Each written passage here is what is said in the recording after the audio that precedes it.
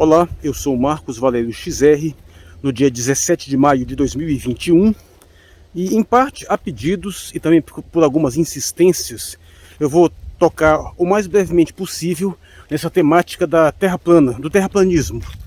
E para começar, sem muita enrolação, já vou deixar claro por que o terraplanismo não merece muito tempo de questionamento. É simples. A vantagem é que você não precisa entrar em cálculos mais sofisticados, em conhecimentos mais profundos. Basta você pensar com os fatos ao seu redor, os fatos mais claros possíveis. Então vamos lá. Se a Terra fosse plana, segundo o modelo dos terraplanistas, por que nós não vemos o Sol à noite, mas somos capazes de ver as estrelas que estão além, que estão atrás do Sol? Essa pergunta é irrespondível. Não tem como eles solucionarem esse problema. Eu montei ela de uma determinada forma, que ela já está pressupondo a resposta tradicional, e já está deixando a resposta tradicional numa situação sem saída. Por quê? Porque o argumento básico do terraplanismo, para que você não veja coisas mais distantes, apesar da Terra ser plana, por exemplo, mesmo que você suba aqui no topo do Himalaia, você não consegue ver o Kilimanjaro, mesmo que você esteja aqui no topo da Cordilheira dos Andes, você não consegue ver nem as montanhas assim mais próximas. Qual que é o argumento dos terraplanistas? É que existe uma névoa, né? Uma certa densidade atmosférica que torna impossível você enxergar muito além. E, na realidade, é verdade que existe essa densidade na atmosfera. Isso de fato acontece. Se a Terra realmente fosse plana, pensando esse absurdo, isso de fato impediria que nós enxergássemos coisas muito distantes, apesar de que eles exageram um pouco nessa densidade. Mas aqui está detalhe. Então, se nós não podemos ver o Sol, seria por causa dessa mesma névoa. Mas se é assim, se essa densidade atmosférica é suficiente para esconder o Sol, apesar de que, estando ele no modelo terraplanista a cerca de 5.000 quilômetros de altura, como é que nós conseguimos ver as estrelas que estão além dele, que tem um brilho muito mais fraco, que estão muito mais longe? Porque uma coisa não muda nesse modelo terraplanista. Você tem um domo, como se fosse uma cúpula transparente, as estrelas estão mais longe e o Sol está aqui dentro, rodando lá em cima. Segundo esse modelo, o Sol e a Lua giram a mais ou menos a 5.000 quilômetros de altura e são realmente pequenos. Por mais longe que o Sol tivesse, no mínimo, você teria que ver ele como se fosse uma estrela pequena, uma das estrelas, né? E nós não vemos absolutamente nada. Então, que explicação que eles têm para dar para isso? Nenhuma, não tem como explicar. A gente passando uma linha pelo epicentro da Terra, seria como se a gente tivesse do lado oposto, mais ou menos da mesma distância em relação ao centro, teria mais ou menos a Índia. Então nós podemos pensar, mas se o Sol estivesse lá na Índia, mais ou menos, por que a gente não vê ele daqui? Teria assim, mais ou menos uns 100.000 quilômetros de distância e o Sol estaria 5.000 de altura. Se a gente estivesse num lugar suficientemente alto, teria que ver o Sol no mínimo como se fosse uma pequena estrela. Mas apesar de não vermos o Sol, nós conseguimos ver as estrelas do outro lado. Sendo que à noite é óbvio que nós vemos estrelas em todas as direções. Portanto, isso é suficiente para desmantelar essa bobagem, para demonstrar que o terraplanismo não merece outra coisa a não ser escárnio. É uma estupidez. É claro que se você for apresentar esse argumento, eles vão tentar fazer algum malabarismo bizarro aí. Sei lá, talvez dizer que a névoa só consegue esconder determinado tipo de frequência de luz, só esconde a luz amarela do Sol, mas não esconde a luz branca das estrelas, asneira desse tipo, alguma hipótese ad hoc, né, que você inventa depois para salvar a inconsistência do modelo. Ou vão dizer que de repente, mas é porque o Sol é como se ele tivesse descido assim, tá um pouco abaixo assim, daquela linha do horizonte, que seria meio bizarro, né, até porque a gente olha pro movimento do Sol, que a gente percebe quando o tempo vai passando. A gente não vê ele se afastando, ficando pequenininho no céu. A gente vê ele como se estivesse descendo. E o pior, quando ele está no horizonte, ele não só não parece menor, como se estivesse mais longe, como na verdade parece até maior. Na verdade é uma ilusão, né? Se chama de ilusão do horizonte, que a gente tem a impressão que o Sol ou a Lua são maiores no horizonte, na realidade eles não são. É uma ilusão psicológica, não é ótica. Se quiser faz o teste do dedinho, né? Você cobre com a Lua é mais fácil, né? Que ela não brilha tanto. Numa lua cheia, quando ela estiver no zênite, você lá em cima, você cobre ela com a ponta do dedo. Aí quando ela estiver no horizonte, você consegue cobrir ela com a ponta do dedo do mesmo jeito. Mas assim, no modelo de Terra plana, o Sol teria que ir se afastando assim, no alto do céu, ficando cada vez menor. E não tem um movimento que é evidentemente como se parecesse que está de fato girando em torno da Terra. Mas assim, não jogar mais sobre isso, o terraplanismo não é capaz de explicar eclipses, não é capaz... como é que seria um eclipse solar? A gente sabe que o eclipse solar total é extremamente pontual, só acontece num pequenino lugar da Terra. Mas no modelo terraplanista, essa movimentação de Sol e de Lua, quando passasse na frente do outro, ia gerar uma faixa imensa de eclipse. Então teria o eclipse em uma quantidade muito maior de lugares da Terra. E a gente sabe que não é assim. E o eclipse da Lua, então, não tem nem o que dizer. Não tem a menor possibilidade de explicar isso, sem contar uma série de outros fatos. Então a gente não deveria mais perder tempo com essa palhaçada. O que a gente deveria estar pensando é como diabos a gente chegou nesta bizarrice de em pleno século XXI, com tanta gente trabalhando aí nessas telecomunicações, lidando com satélites, com tanta aviação civil, tendo que fazer mapas de viagem por toda parte do mundo, e tem que aguentar esse tipo de gente fazendo esse tipo de boçalidade, espalhando esse tipo de desinformação. Então, o que a gente deveria fazer, então, é ver o que a gente pode estar fazendo de errado para permitir que coisas assim aconteçam. Onde é que nós falhamos? Onde é que nós erramos? Nós, enquanto cidadãos mesmo, cada um de nós. E eu vou dizer, em primeiro lugar, podia parar com essa palhaçada de ficar dizendo que a Terra é redonda. Meu Deus do céu, a Terra não é redonda. O terraplanista acha que a Terra é redonda. Olha, bom, ela é circular, não é? A Terra não é redonda, meu Deus do céu. A Terra é uma esfera. A Terra é esférica. Você pode dizer um esferoide. A melhor descrição possível seria a Terra ter uma forma muito próxima de uma esfera, né? Porque não é uma esfera perfeita, mas de qualquer modo não existe esfera perfeita no mundo real. Então você pode dizer que ela é uma esfera, pode dizer que ela é um globo, pode dizer que ela é uma bola, mas não diga que ela é redonda, porque o terraplanista também acha que ela é redonda. Redonda é uma forma que se aplica a um conceito bidimensional. Na escola eu aprendi que a Terra é um geóide, né? É muito engraçado esse do geóide, porque geo é terra e oide é forma, né? Então você dizer que a Terra tem forma de terra, é brilhante. A Terra é um esferoide, é o que eu costumo dizer. É redonda porcaria nenhuma.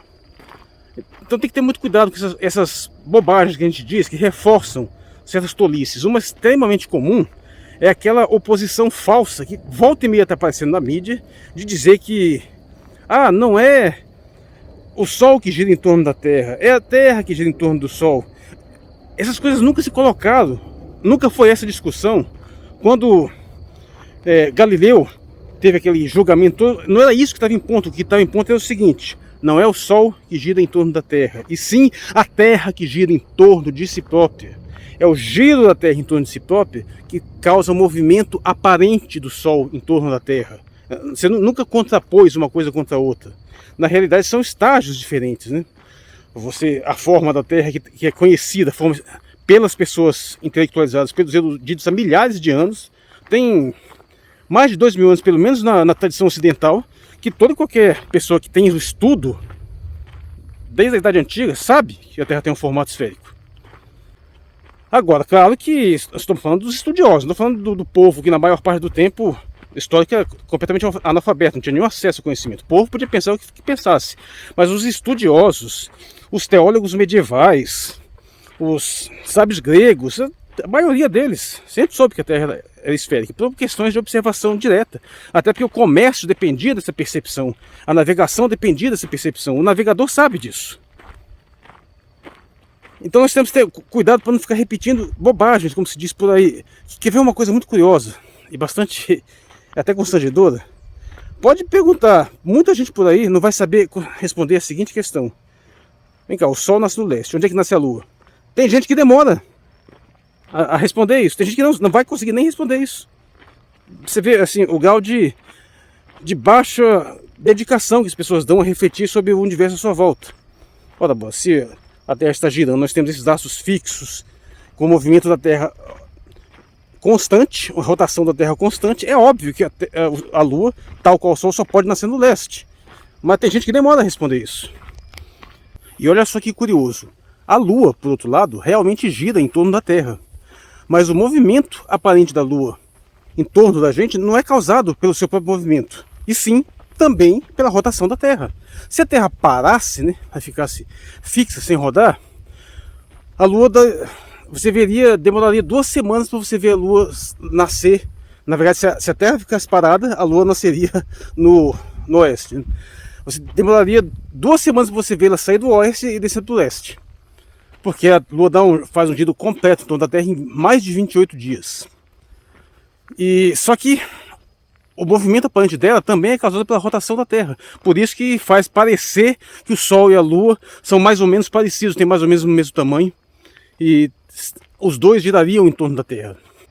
E eu pergunto, quantas vezes você já viu em algum desenho animado, por exemplo, tem uma ceninha assim onde o Sol se põe e a Lua nasce no mesmo lugar onde o Sol se põe? Eu já vi isso, já cansei de ver isso em vários tipos de desenhos animados. E até em artes em geral. Tem gente por aí que repete a baboseira de que existe uma tal de lei da gravidade que diz que tudo que sobe desce. Ao nível, com esse nível de senso comum sobre assuntos desse tipo, não é de se admirar concepções como a da Terra plana, que pelo menos o indivíduo que entra nessa, ele é meio que estimulado a pensar por si próprio, mesmo que ele vá sendo enganado. Mas ele fica tão fascinado pelo próprio processo de pensamento, qual que ele nunca teve na vida, que às vezes a gente passa boa parte da infância, da adolescência na escola e a gente não é realmente estimulado a pensar por nós mesmos.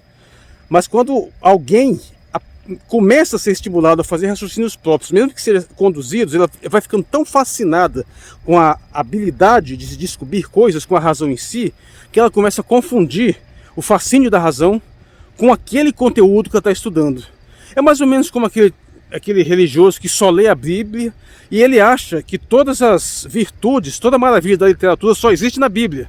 Aí ele fica totalmente fascinado com como é que é impressionante você ler uma coisa e ficar totalmente emocionado, sua imaginação ser levada, sua razão, suas emoções serem levadas por um livro, sem saber que aquilo ali acontece na literatura de um modo geral, não é só na Bíblia.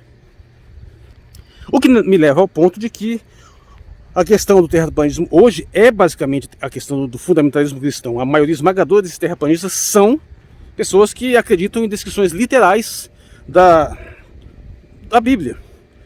É o derivado do criacionismo, né? Inclusive eu me sinto parcialmente culpado até por isso, porque eu passei boa parte da minha vida combatendo o criacionismo, né? O evo.bio, o meu site de evolução biológica, que de forma independente está no ar desde 2004, mas na verdade dentro do xr.tal, como site original, está desde 2000, do final de 2000, né? Eu já tinha feito um desafio da seguinte forma: o problema do criacionismo é que é uma leitura literal da Gênese bíblica, da Bíblia em geral. E você não deve fazer uma leitura literal, porque fazendo isso você destrói todo o simbolismo, todo o hermetismo dela, toda a hermenêutica vai pro brejo. E aí o que eu coloquei: se você fizer uma leitura literal da Bíblia, você teria que admitir que a Terra é plana. Inclusive eu criei esse gráfico aqui, né? Estou mostrando, baseado em descrições bíblicas, que sim, pela leitura literal da Bíblia, necessariamente você teria que reconhecer que a Terra é plana. Qual que é o meu objetivo? É demonstrar que com isso não se deve fazer uma leitura literal da Bíblia e, portanto, não há nenhuma dificuldade de você conciliar uma visão científica da evolução das espécies com uma descrição da Gênese que é uma alegoria. Infelizmente, alguns se bancaram, mas parece que tem outros que resolveram dar o salto e ir na direção contrária, né? Em vez de se bancar que não deve fazer uma leitura literal, eles fizeram foi aceitar que a Terra é plana mesmo, né? Tem esse problema. E hoje eu vejo esse meu gráfico que eu disse na época sendo utilizado para justificar, inclusive, a Terra plana. O terraplanismo deriva de uma série de fatores que eu não vou me alongar mais aqui, porque eu acho que compreender os motivos por trás dele é uma coisa mais interessante, que demora mais tempo de investigação. Aqui eu só quis dar esse panorama básico, inclusive isso aqui é uma versão simplificada de um outro vídeo meu chamado Fatos, Opiniões, Consenso e Ciência, onde eu exploro algumas questões de forma bem mais aprofundada, especialmente a questão do geocentrismo. E o geocentrismo é uma posição que poderia ser muito mais facilmente defendida de uma forma bastante forte e que tornaria a discussão inacessível para a maioria das pessoas, porque seriam extremamente especializados. E curiosamente a Terra plana pressupõe o geocentrismo, mas os terraplanistas não discutem isso, porque eles não têm a menor capacidade intelectual de discutir uma coisa nesse nível. Inclusive nesse vídeo eu dou uma exploração geral da questão de por que o heliocentrismo desbancou o geocentrismo, né? Mas eu não vou me alongar muito mais. O ponto é só de ter essa noção clara que grande parte da razão do terraplanismo existir é a má formação científica que a maioria das pessoas tem, são os sensos comuns equivocados sobre a realidade, coisas que facilitam a entrada desse tipo de pensamento deturpado, simplificado, infantilizado, além do fundamentalismo religioso que está graçando adoidado por aí, com esse crescimento, especialmente dessas igrejas neopentecostais e todas essas formas de exploração da ignorância alheia. Eu sou o Marcos Valério XR, no dia 17 de maio de 2021. Muito obrigado por sua atenção.